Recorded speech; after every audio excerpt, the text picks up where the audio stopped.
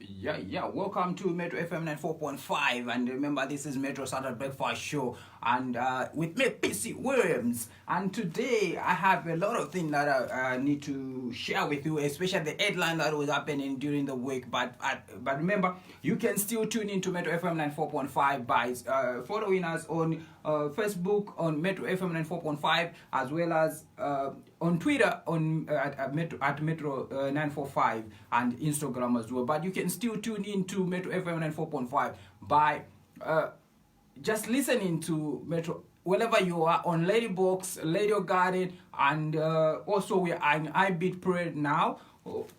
Then you can get to listen to Metro FM 94.5 wherever you are without any challenges. But you can still give us a call and also get to interact with us and give us your contribution by just calling us on 077 00945 or 77 00945 or 761 000945. Those are the numbers you can call us on and get to enjoy and also join the discussion.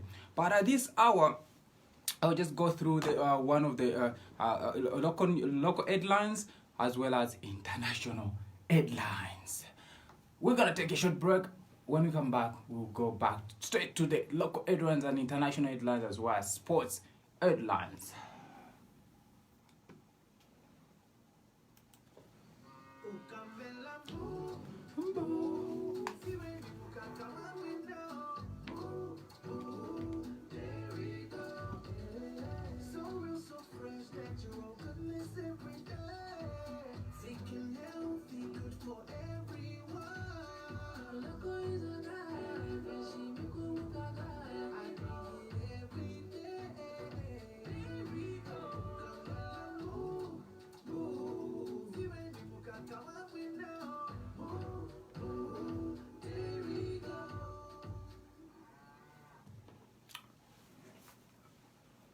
Let's look at the local headlines. State House says that President Hakainde Hichilema's international trips are aimed at promoting and enhancing trade and investment. The Zambia Revenue Authority said that the flow of international traffic at some borders has been affected due to tropical storm Anna. And on international headlines, the Rwandan government said that citizens and residents must be fully vaccinated against COVID to access public spaces and events. And on sports news, AFCON 2021 hosts Cameroon in action today, Saturday evening, as quarterfinals kicks off. Now let's look at the news in details. State House says that President Hakainde Hichilema's international trip are aimed at promoting and enhancing trade and investment. Presidential spokesperson Anton Boadia said during a press briefing at State House yesterday that the United Party for National Development Administration is determined to rebuild the economy and expand social and economical dividends that will be done through accelerated trade and investment activities between Zambia and other countries. Mr. Boadia added that President Hichilema is keen on ensuring that resolutions are enhanced through building bilateral connections with other countries. He also reviewed that the process of appointing diplomats. The Zambia Revenue Authority says that the flow of international traffic at the border of some borders has been affected due to tropical storm Anna that is currently being experienced in Mozambique and other parts of Southern Africa. The authority said in a statement that traffic flow on international transport routes to the seaports through Chanida and Mwami border posts has slowed down, adding that the situation has adversely affected the importation and exportation of goods on those routes. However, the ZRA assured that it was making necessary arrangements to minimize the effects of the storm on traffic flow by increasing processing efficiency and encouraging importers, exporters, and query agents to utilize the available trade facility tools such as pre-lodgement, pre-clearance, and electronic payments. It stated further that customs clearing agents and handlers of export and transit goods that have delayed to make exit due to the effects of tropical or storm Anna should report to the nearest customs house to have the period extended until the situation was normalized. The Water Resources Management Authority, WAMA, has through the global flow awareness system detected high flood probability along western and southern provinces. WAMA Public Relations Officer Mubiana Narwendo said in a statement that the floods indicate more than 70% chance of occurrence with various magnitudes, which is beyond the trigger point, and the likelihood of the devastations around the area is high. Mr. Mubiana discovered that the affected area are Itezi, Kafiwe floods around Namwala district and Kasala in Mwandi district. He noted that Nazila River in Itestezi is expected to flood on the 30th of January and water levels will remain high and will only start receding after 22nd February 2022. He added that the Kafiwe River in the Kafiwe floods of Namwara district is also likely to experience floods with a peak around the 18th February 2022. Mr. Mubiana stated further that Lohazamba River as Kasala in Mwandi district has reached a flood peak on the 14th January 2022 when floods occurred and had started receding but that the river flows are expected to rise again on 30th January 2022 up to 9th February 2022. He has since urged members of the public, especially those in the named areas, to take precautionary measures. Golden Party of Zambia GPZ leader Jackson Slazwe says that the banning of poultry rearing in Lusaka's residential areas as proposed by the Lusaka City Council LCC is a bad move. Mr. Slavwe said in a statement yesterday that Zambians do not keep poultry for leisure or as a hobby. He explained that the people do it for rentals, school fees, medical bills, milling meal, cooking oil, and cement as a source of income. He warned that banning it is sentencing people for a life of hardship. Mr. Slavo said further that it is inconceivable for the Lusaka City Council to come up with such a ban, especially that most women and youth are involved in the poultry business due to the accelerating unemployment, poverty, and crime levels in the city and the country at large that is compounded by scarcely expensive land.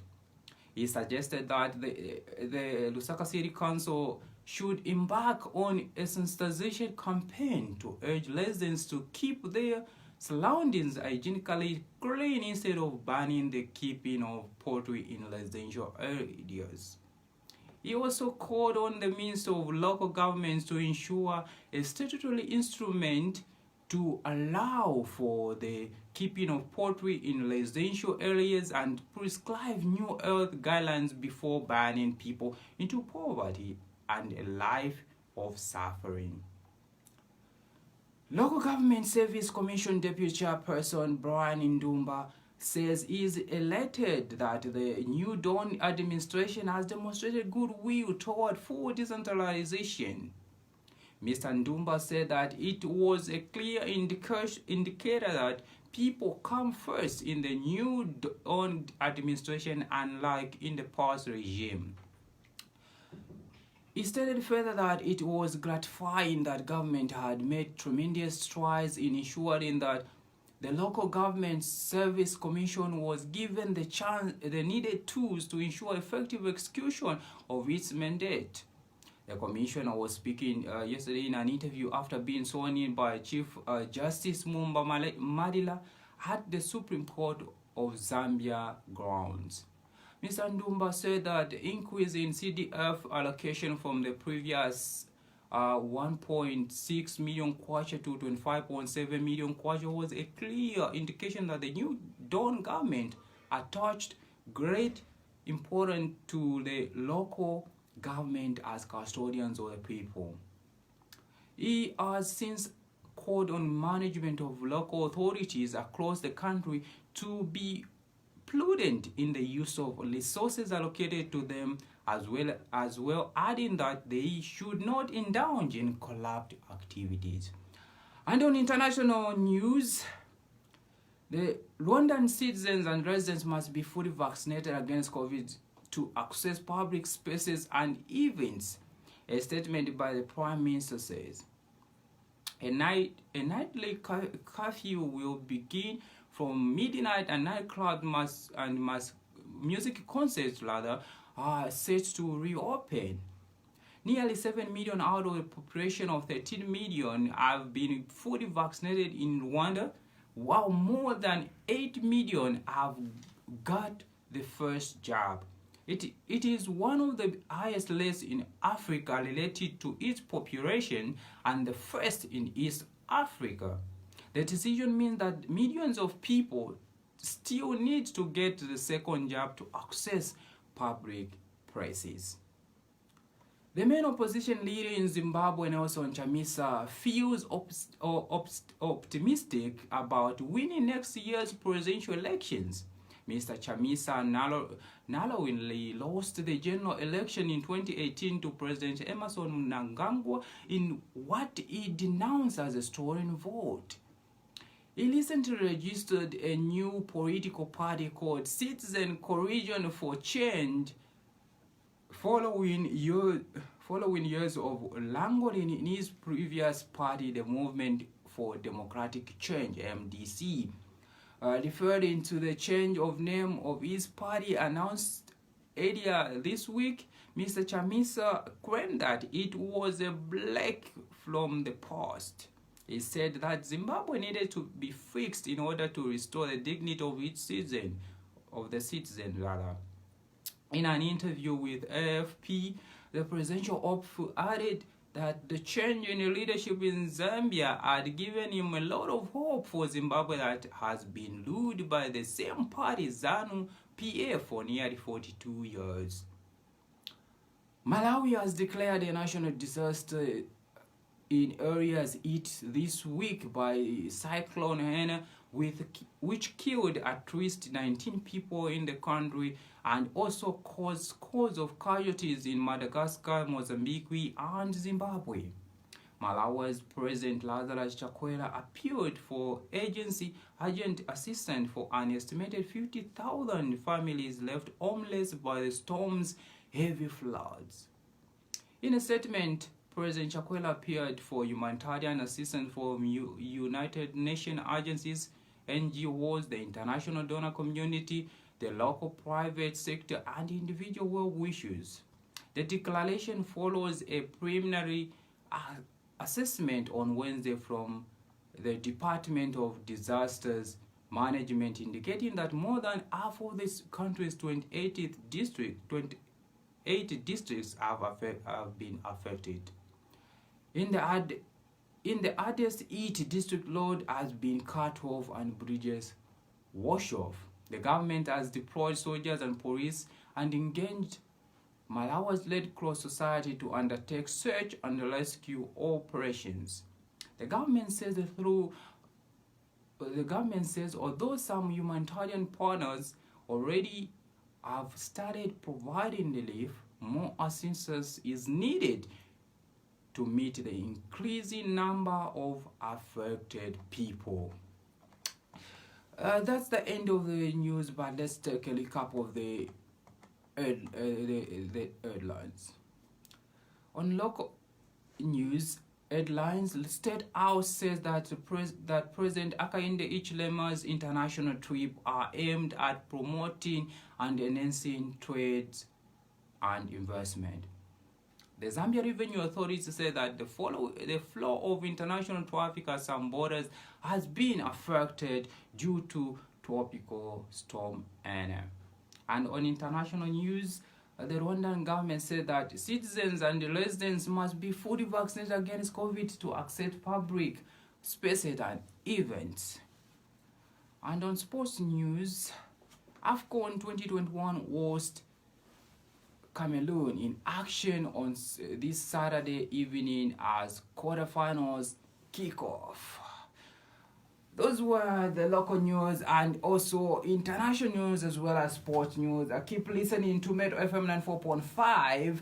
After the break, we'll get to discuss some of these issues that was affecting us during the week, especially the tropical storm Anna, where we need to discuss about certain things, especially measures that the government needs to take in ensuring that we are fully prepared for this natural disaster. For now, let's take a short break.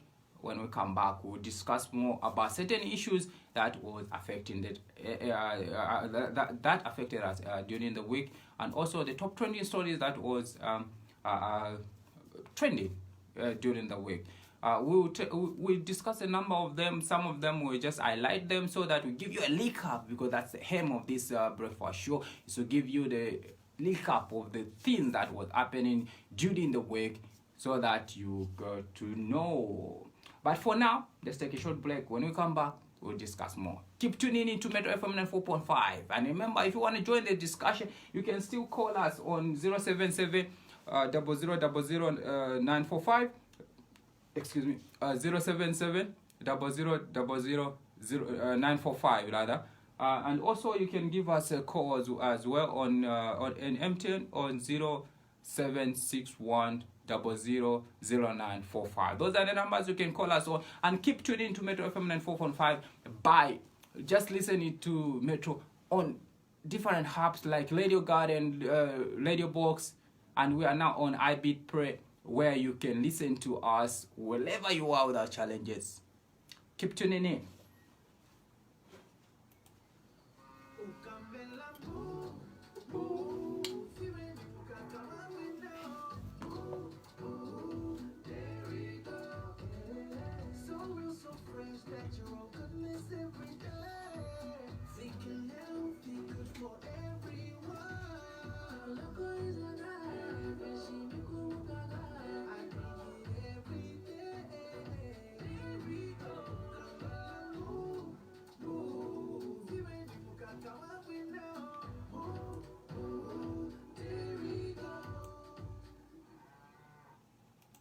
Baby, hold up for a minute. One nigga fly, can you chill for a minute? Hello, nigga, when I got it hot. One nigga hot.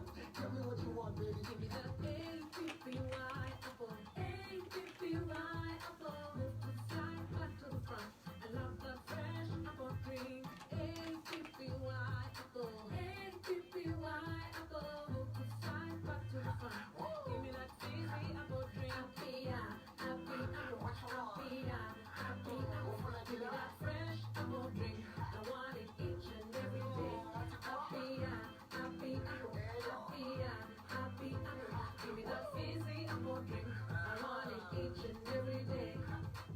Introducing the world of Happy Apple carbonated soft drinks with real apple juice. Happy Apple, made from happy apples. All right, welcome back to Metro FM 94.5, and remember you're listening to Metro Saturday Breakfast Show with the one and only PC Williams, where I got to give you the most top 20 stories. Yeah, okay. Yeah, the major topic that we're discussing today at this hour, despite other stories, it's the preparation of natural disasters in Zambia. How effective it is when it comes to preparing for natural disasters. We've experienced in the past some floods and other natural disasters, but how well prepared are we for more natural disasters that will happen in the future, which we are not hoping so, but we've seen like the tropical storm Anna, which is hitting the southern part of Africa. It's really devastating that we have even lost lives in some areas like Malawi, Mozambique, and Madagascar, as well as some other part of Zimbabwe, as well as we've seen a lot of floods in western and southern part of Zambia. But the question is, how well and adequate are we preparing for these natural disasters? So if you want to join the conversation, you can just call us on 07700000945 and get to join the discussion right here on Metro FM 94.5 rather.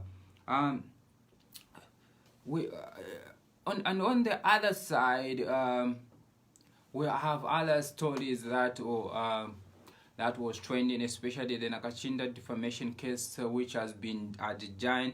A statement that was extracted from Diamond TV stated that the Lusaka Magistrates Court has adjourned to 18th February 2022 the matter in which PF Member of Parliament Lafayette Nakachinda were the member of the Central Committee, Lala, in charge of the information and publicity. Lafayette Nakachinda is accused of defaming the president Hakainde Hichilema, and this is because the magistrate handling the matter, Jennifer Boadia, is unwell. So the case was expected to come up for ruling on whether it can be heard side by side in the Magistrate Court as well as the Constitutional Court. But Mr. Nakachinda's lawyers have applied in the Magistrate Court, wanting the Constitutional Court to interpret whether the constitutional, whether Section 69 of the Penal Code, Chapter 84 of the laws of Zambia, does not go against the spirit and input of Article number 98 of the Constitution. In Article 98 of the Constitution, the President enjoys immunity such that no civil or criminal proceedings can be instituted against him or her, while Section 69 of the Penal Code criminalizes the offense of defamation of the President. So therefore, the defense feel that the input of Article number 98 of the Constitution is supposed to exclude offenses such as defamation of the President. They say if the matter is allowed to proceed, the President may not be placed on close examination. The lawyers add that the defamation charge is in conflict with the provision of Article number 8 of the Constitution, which provide for national values and principles and espouses the principles of equity, social justice, equality, and non-discrimination. So that's the case of Mr. Lafayette Nakachinda.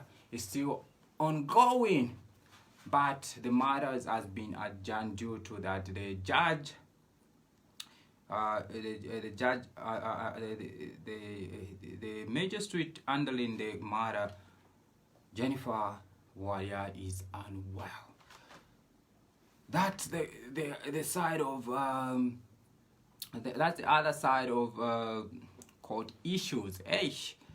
But again, on COVID-19,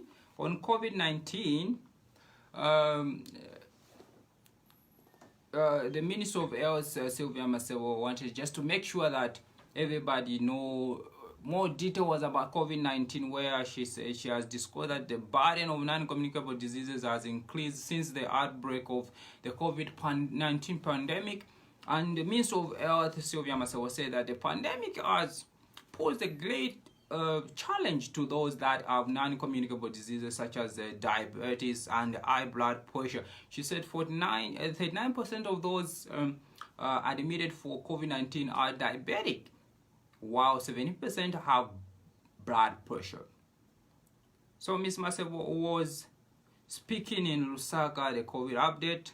Meanwhile, the minister said it is gratifying that the number of COVID-19 admissions have continued to drop. Keep it up, guys. Continue taking care of yourself so that we can make sure that these numbers continue to drop, so that we can reduce the admission number. So Zambia has in the last 24 hours recorded 354 cases of COVID-19 with 3 deaths, and that's the report of yesterday. So it's quite a good number that it keep on increasing. It keep on reducing, because we don't want to see more cases going up. So and on the other side of news, we saw where Wunza staff was told to be patient over gratuity. So the Minister of Education, Douglas Siakalima, has advised the University of Zambia lecturers to exercise patience with the government as it addresses their pride of unpaid gratuity amounting to 89 million kwacha. Mr. Skalima explained that the debt is an issue that has piled up for over the years and cannot be cleared overnight. University of Zambia Professional Staff Union President Michael Kalua and other two unions have been questioning government's sincerity on demanding the pending debts. Well, quite a lot of things that was happening during the week, and these are just one of the things that was happening. Although on the other side of the news, we've seen that Domestic Workers Union of Zambia says domestic work remains one of the most undervalued and regulated sector, despite employing thousands of people and having exited for many years. Speaking at the first ever Domestic Workers Union Quadrennial Conference, Union Interim President Kasalu heard that many domestic workers are underpaid, overworked, and remain socially and legally unprotected. She says there is need to have the industry respected and give the importance it deserves. Gracing the conference, Zambia Congress of Trade Union Deputy Secretary General Joy Bini says the sector is growing and recognized internationally.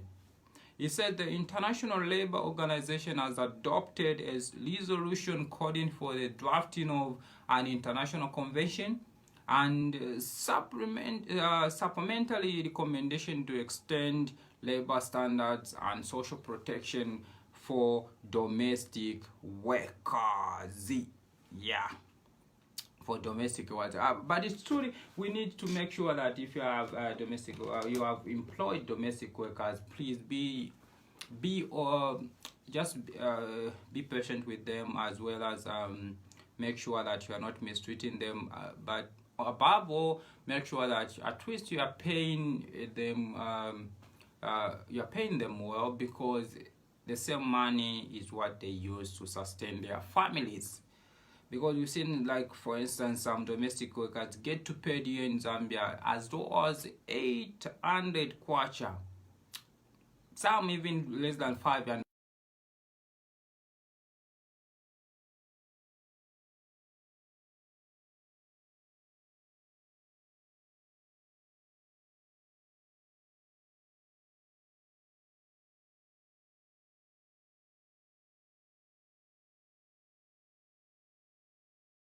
The Partygate scandal marred in confusion, where there is confusion over the over when Sue Grace report into number 10 lockdown parties will be published after a statement from the police on their investigation. And the Met said on Friday it asked the minimal reference in the report to events they are investigating to avoid prejudicing its inquiries. So many in the cabinets where Miss Gray is birthed were taken by surprise by the Met statement, some sources says. So the report was due to be sent to Downing Street this week, where the Prime Minister Boris Johnson premiership is potentially at stake as conservative MPs wait to see the outcome of Ms. Gray's inquiry before deciding to call for a vote of no confidence in him. So in a statement on Friday morning, the Met said, for the events the Met is investigating, we ask for minimal reference to be made in the Cabinet Office report. So it is unclear what the police investigation means for the timing of the report, how much detail will be included, or whether it will now be published at all. That was a statement retracted from BBC. Hey, quite a lot of things that is happening in the UK. And on entertainment news, today Saturday, Drew Hills, they are here in Zambia where they're going to perform, and they are going to give us beautiful song and leak, just memories of, especially those who were born in the 90s and 80s. They remember these boy bands, the Drew Hills, especially Cisco is already in the building. We saw the video which was posted where Cisco was confirming that he has landed in Zambia, and we will get to see the performance, and it will be supported by one of our local musicians, like the likes of Israel, Salma Sky, and DJ Vizzy will also be in the building, as well as Your Maps. So Drew Hill, which comprises with the musical group of Black, Cisco, Nokia, and Smoke, are already in the building. That's on entertainment news. So let's take a short break, and when we come back, we will discuss more of these top trending stories. Keep tuning in to Metro 94.5. And remember, you can still call us on 077-0000-945, and as well as on 061-000-945. And keep listening to Metro FM 94.5 on Radio Garden, Simple Radio, and also as well as Radio Box. Move.